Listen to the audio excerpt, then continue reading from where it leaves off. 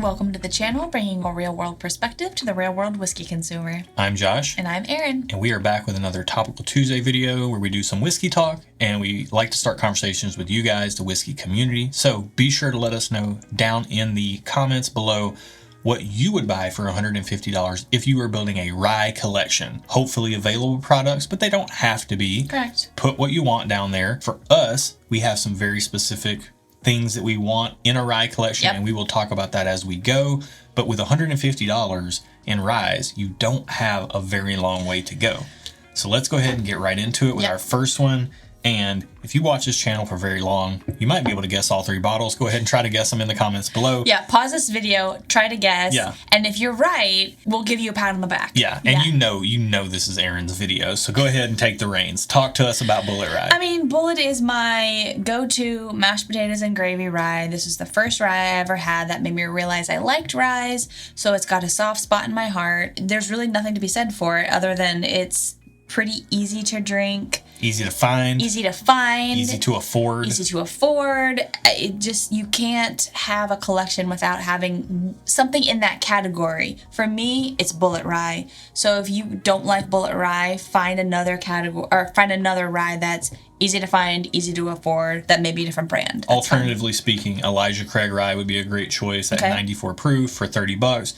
Sazerac rye, if you can get it in your market, would be a great find at 25 or $30. A little bit more sweet, less rye forward. But this showcases the rye grain on display better than any of those others. It's very cocktail-esque to me if you sip it neat. It's kind of got like this eucalyptus, minty kind of vibe to it. But then when you put it in a cocktail, it really stands up to it, even though it's 90 proof. And at $22, you just can't beat it. You can find it anywhere. The bottle's beautiful. It looks pretty cool. Love it. And you can find it in almost any bar as well. That's true. You can always get Bulleit. Let's move on to the next bottle. And you probably saw this one. Backwards. It's backwards. You didn't see it then because it was backwards.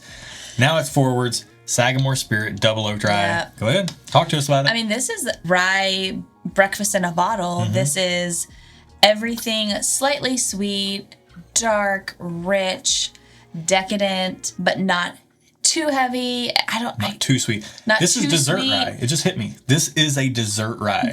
But maybe it's slightly misleading because it's more breakfasty, It's more breakfasty. Pancake syrup. It's got some waffles. It's got some savory notes in there as well because I don't like things that are too syrupy sweet. I need some savory or earthiness or something to anchor it. Right. This has all of that in a perfect balance for my palate.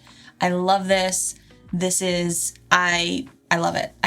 And at $65, it's readily available in a lot of markets. It may not be in your market, and if that's the case, we're super sorry. Probably pick up something like a Pikesville or a Rare Breed rye in its place. Pikesville is a good substitute. Those are going to be higher proof, around the same price, but because this is a lower proof and the double oaked process imparts so much more flavor, you're getting... I mean, Pikesville really is, to me, the kind of comparable here. Like Pikesville would be a comparable. It's got like a real caramel sweetness. It's more proofy and a little bit more alcohol burny. But this right here with the double oaking process, or just look in your stores and try to find a double oaked rye. I don't know that I've ever had a double oaked or toasted rye that I didn't like. It's true. And I'm not much of a rye guy, but so far we're batting 2 for 2 on bottles that I enjoy. Yeah. I'm a big fan of this one. I'm honestly a big fan of almost everything Sagamore does if it's finished. I like the rum finish, the ale cask finish.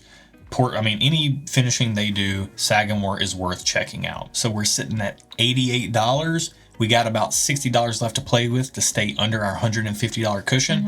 And we got that covered because Stellum rye is $59.99. So we're coming in right under the wire. Yes, and this is your high proof pour. So Bulleit was under 100 proof. Low proof cheap mixer. Yep. Stands on its own. Sagamore, what was the proof on that? 96-ish, so 98-ish. Still under 100 proof, but close to a big flavor.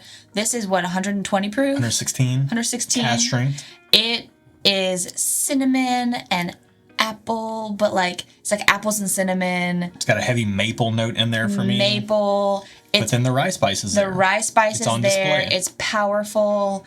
It's really good. I've said this before in another video. It's kind of like fall in a bottle. You've called it a Kirkland's craft store in blind tastings. Kirkland's craft store. I love that smell, like the eucalyptus. I think maybe it's the eucalyptus. Yeah. And like just, it's got some sweet, some earthiness. It's a very well-rounded, powerful pour, though. It is powerful. Yeah. And I think that's really a testament to it, because you get the well-roundedness because it is a blended product. It's crafted very well, but then you also get the power of the proof, but it's not bowling you over with spice. And then you get the rice spice. But the rice spice is on display. Like it really is, to me, as someone who likes big flavor and likes a fair bit of proof, it's kind of the Goldilocks rye that really displays rye in a very nice way without being too rye forward, because this is a product that I can enjoy. We are going to continue to run through bottles of this. We love this stuff.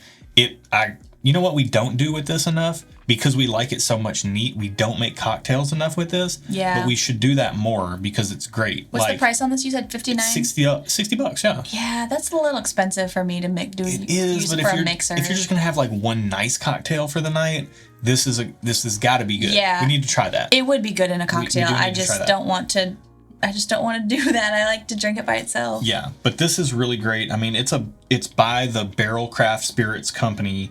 It's distilled in Indiana, Tennessee, and Kentucky. Okay. You're getting a lot of different ryes in here, and I do know that some of the Indiana product in here is not only the 95% rye that is so prevalent out there, but you also get in that blend some of the 51% rye, 49% malted barley, and that brings, to me, I think that's where the mouthfeel is coming from. Either that or just really great blending. But you get a lot of mouthfeel, like it's really velvety on the palate.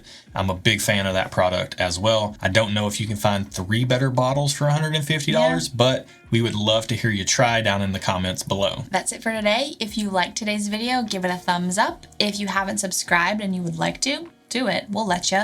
And then also hit the bell icon to be notified when we post our monthly live streams. That's it for this one. Be good to each other, and until next time, cheers.